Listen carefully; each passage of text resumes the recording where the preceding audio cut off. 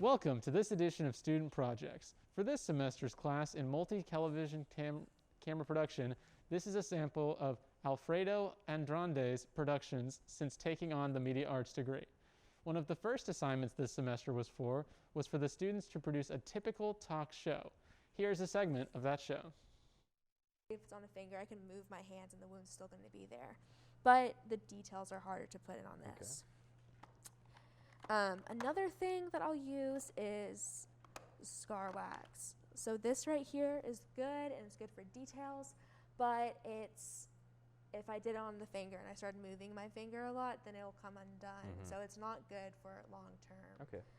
And then I have some paints I use. Some are cream, like this. This is a cream paint.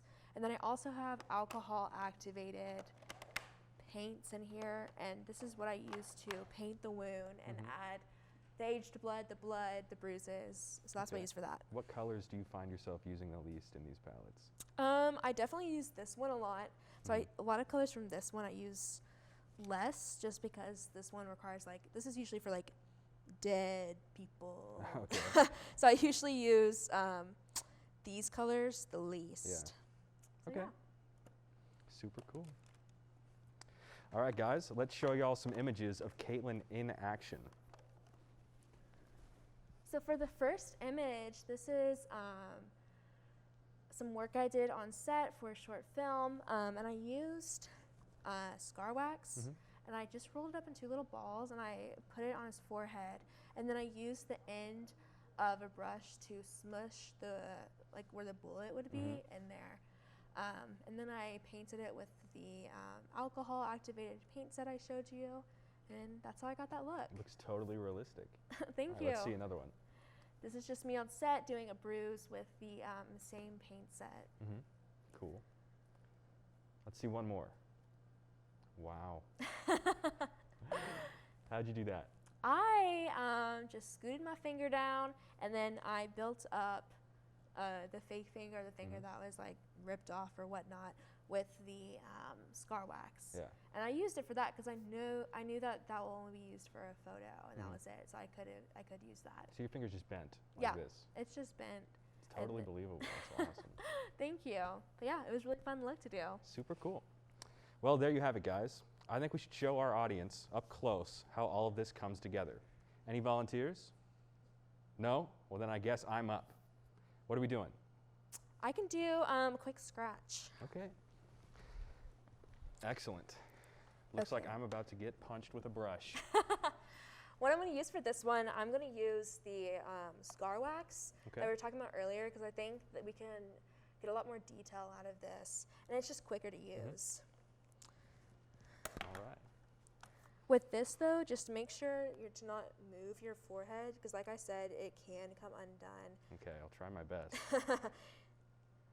So I'm going to get a little bit of it, like this much, and then I'm going to plop it down right here. Okay. Then I'm going to wiggle it. You know, when you played with clay when you were a kid, you make the little snake stuff? Yeah. That's what you do with this. That's what I think of every time I do this. So this is just advanced Play-Doh. It is. Okay. It really is. So you get it, you smush the little snake dude down. Okay. And you kind of blend it out like if you were to blend eyeshadow, except it isn't eyeshadow. Makes sense. So I'm just blending it right now, and then I will create the laceration with this. Shmearsh.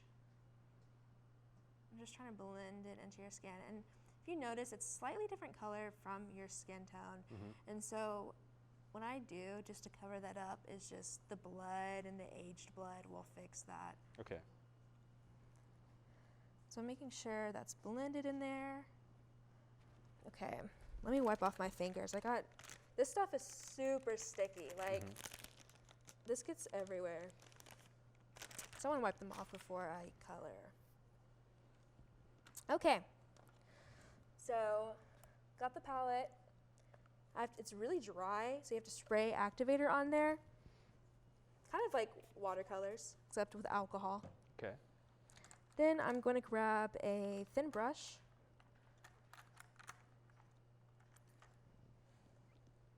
I'm also going to grab my spatula and just scoop some of the skin out to make the Okay. laceration. It kind of feels nice. Really? Sometimes I dig a little too hard in there and they're like, ow. So I'm glad I'm not doing that with you. What's the longest wound you've ever had to do, or how long did it take you? Oh, I thought you meant like length. No, like time, duration. I don't know. Usually the longest thing will be like a look. You know what I mean? Where there's like multiple wounds on somebody. So it'll be like a post-apocalyptic, beat up warrior type stuff. That's what I've done before, and that took a while. But it was really fun. Yeah. Have you ever worked with prosthetics before, or do you always stick to what you have here? I have worked with prosthetics a little bit, and they're super fun. They bring production quality much higher. Like, they're so fun, so realistic. And that's something I want to get more into. But like I said, it's expensive. So if it's a scar like this, but it's a prosthetic, how would that work?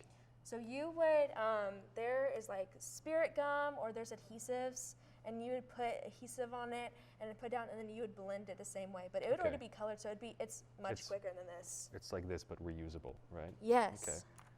And so say you're shooting something and the same person has the same scar like throughout the entire like 30-day production. You would want a prosthetic, because if you didn't, the continuity is going to really mess up. Okay, that makes sense. So I'm getting aged blood and I'm putting it around the wound just to add some irritation. Okay.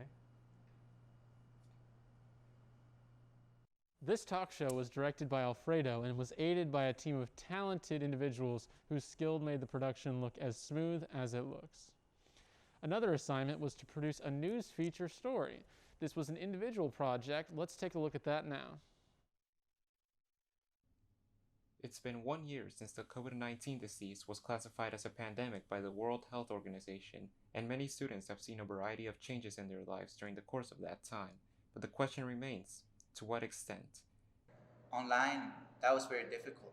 A lot of arguments between my professors and I, trying to figure everything out, and I knew that professors were having just as much a hard time as I was through it all. Moving to a new city was very difficult, very lonely. Daniel Helmuth is a theater major, a field that by nature involves a lot of interaction and communication between people, and thus has seen his life upended by the sudden events of the pandemic. But these effects do not just extend to the nature of the classroom, but also life in a world where connection and camaraderie are celebrated.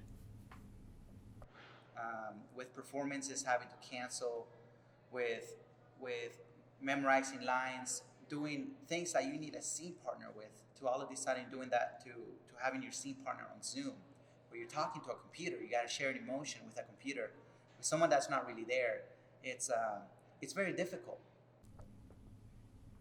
The changes to class brought upon by the pandemic has brought not only changes to how classes themselves are taught, but also the way these fields are approached on a fundamental level.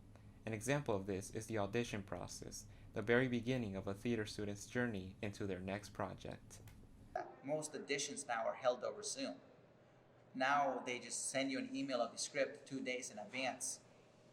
You go to the Zoom meeting and you're not in a strange location. You're not on stage or wherever the audition was. You're now in your room. You're now in your living room.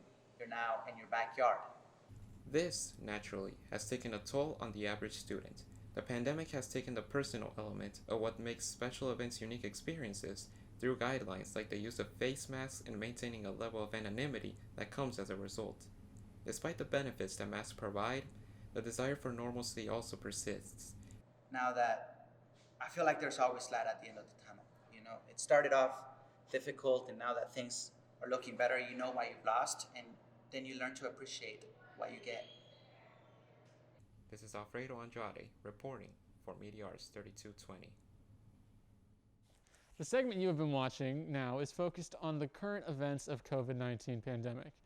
The news story takes a look at the student perspective 1 year into the pandemic, from the emotional to the academic impact, from the perspective of a theater major.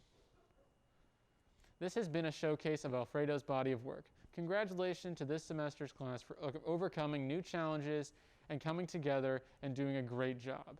Till then, thanks for watching.